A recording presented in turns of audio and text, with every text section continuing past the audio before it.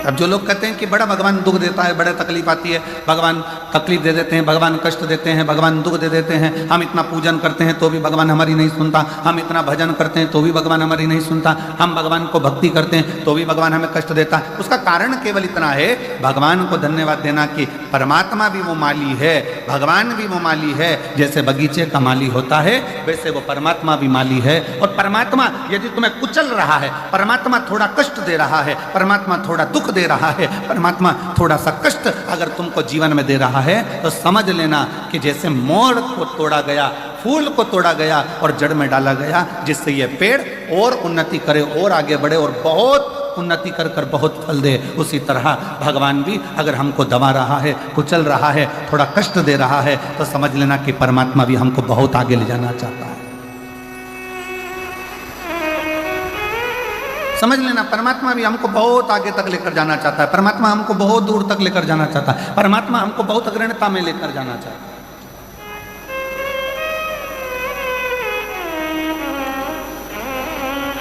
और शंभु शरणे पड़ी मांगू घड़ी रे, दुख काटो दया करीन दर्शन आपो। शंभु शरणे पड़ी मांगू घड़ी रे घड़ी, दुख काटो दया करीन दर्शन आपो। शंभु शरणे पड़ी मांगू घड़ी रे घड़ी, दुख काटो दया करीन दर्शन आपो। शंभु शरणे पड़ी मांगू घड़ी रे घड़ी, दुख काटो दया करीन दर्शन आपो। ओ दया करीन दर्शन आपो, दया करीन दर्शन आपो। भगवान शिव की कथा कर रही है। थोड़ा कष्ट जीवन में, थोड़ी तकलीफ जीवन में, थोड़ा दुख जीवन में, थोड़ी परेशानी जीवन में अगर परमात्मा दे तो ये मान कर चलना कि वो भोलेनाथ ने तुम्हारे लिए कुछ अच्छा सोच कर रखा हो, कुछ अच्छा विचार कर कर रखा हो, कुछ अच्छा सोच लिया होगा, कुछ अच्छा विचार कर लिया होगा, कुछ अच्छा अपने मन में धारण कर कर रखा होगा जो आज प्राप्त हुआ है। और बहुत बहुत मैं जशपुर के सभी श्रोता भाई बहनों को, इस जशपुर जिले के सभी श्रोताओं को बहुत बहुत साधुवाद देता हूँ कि तुम्हारे पुण्य बड़े प्रबल हुए होंगे जो यीशु महापुराण की कथा मधेश्वर नाथ के चरणों में जो हो रही है। बहुत बहुत साधु। बोल बम का नारा है, आवाज नहीं आई, जरा दमदारी से बोल बम का नारा है। सारी समस्या का हल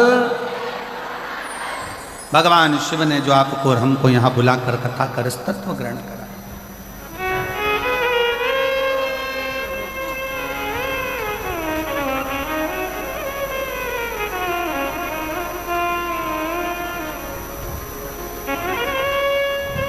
और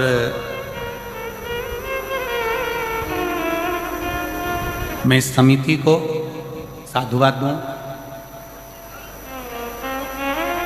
कि वास्तवता है इस कथा की जरूरत। ये जो जमशेदपुर वासी है, जशपुर के छत्तीसगढ़ के जो निवासी हैं, मयाली गांव के जो निवासी हैं या इस आसपास के क्षेत्र के जो निवासी हैं, वनवासी क्षेत्र के जो निवासी हैं, वो लोग बहुत दूर जाकर कथा को नहीं सुन पाते, बहुत दूर जाकर इस कथा का लाभ नहीं ले पाते। होता है किसी किसी के जीवन में बहुत सारे कष्ट भी होते हैं, परेशानियां होती हैं, धन की व्यवस्था नहीं हो पाती, कोई समस्याएं खड़ी रहती हैं, नहीं पहुंच पाती। पर कम से कम इस कथा के माध्यम से इस मयाली गांव में, जशपुर में, इस कथा के माध्यम से वो श्रोता जो कभी किसी पंडाल में बैठकर कथा नहीं सुन पाए, कम से कम इस पंडाल में बैठकर कथा सुनकर अपने जीवन का आनंद तो पा लेंगे।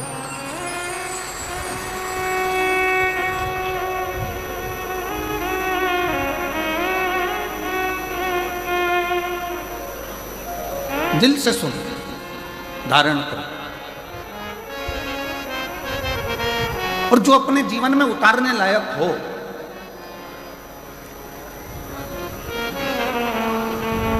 अपने जीवन में जो अच्छा लगे कि इस महापुराण के माध्यम से ये हमारे जीवन के लिए श्रेष्ठ है, वो ले लो, वो ग्रहण करो, वो धारण करो। अभी इतना बड़ा बाजार लगा है,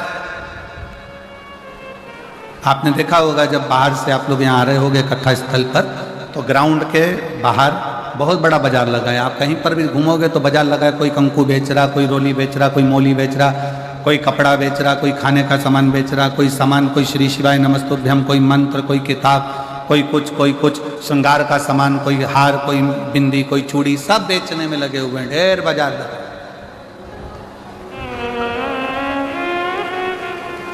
पर एक बात बताओ,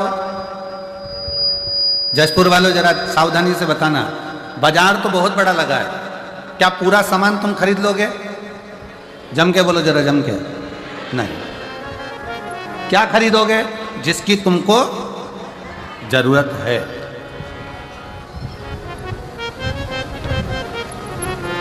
जो जरूरत का सामान है वो आप खरीदोगे।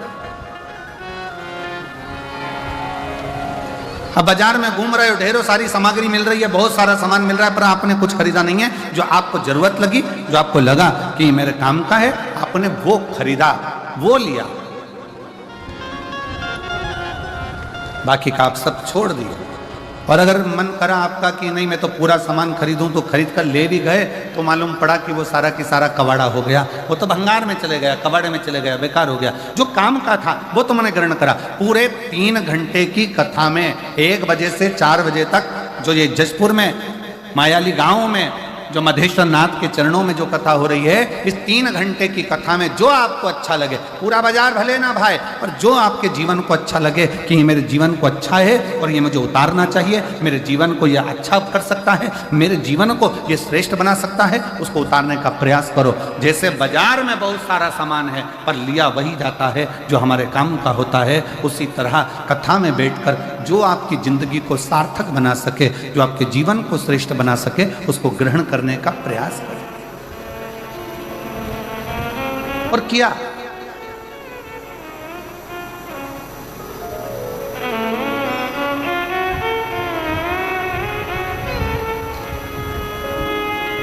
देवराज नाम का ब्राह्मण, शिव महापुराण की शुरुआत एक देवराज नाम के ब्राह्मण से होती है, और वो देवराज नाम का ब्राह्मण ब्राह्मण कुल में जन्म तो ले लेता है पर ब्राह्मण जैसा कर्म नहीं कर पाता।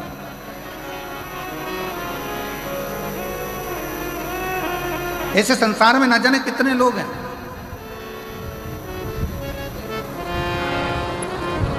जो जन्म तो ले लिया पर उस जन्म से दूर हो गए। और याद रखना, भारत की भूमि पर जन्म मिले और भारत की भूमि पर जन्म मिलने के बाद में सनातन धर्म हमारा हो, हिंदू धर्म हमारा हो, तो भगवान को धन्यवाद देना कि तूने मुझे भारत की भूमि पर जन्म दिया और साथ में सनातन धर्म दिया, हिंदू धर्म दिया। जिस धर्म में काटना नहीं सिखाया, जिस धर्म ने बांटना नहीं सिखाया, जिस धर्म ने एकजुटता दिखाई है कि आप एक साथ बैठकर भगवान का भजन करो, एक साथ बैठकर भोजन करो, एक साथ बैठकर स्मरण करो, एक साथ बैठकर मंत्र जाप करो, एक साथ बैठकर नाम जाप करो, एक साथ बैठकर स्मरण करो। और उसका सबसे बड़ा प्रमाण सनातन धर्म ने इस 2025 में दिखाया, कुंभ का मेला, महाकुंभ, जिसमें करोड़ों करोड़ों 70 करोड़ के करीब में भक्त पहुंचे और एकजुट होकर मां त्रिवेणी के संगम पर स्नान करना भगवान का मंत्र जाप करना, एकजुट होकर भगवत स्मरण में डूबना, ये सनातनी ने अपनी एकता को जागृत कर संपूर्ण विश्व में दिखा दिया कि सनातन धर्म क्या है।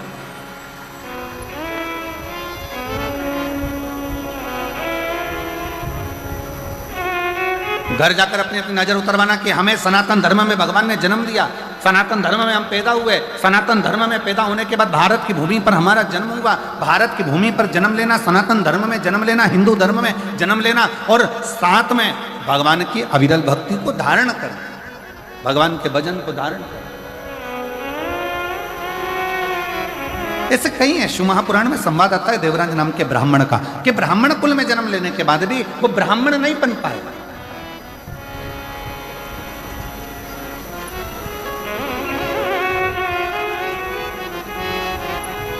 देवराज नामक का ब्राह्मण कुल में जन्म लेने के बाद भी ब्राह्मण कर्म नहीं कर पाए। और ऐसे कई पढ़े हैं।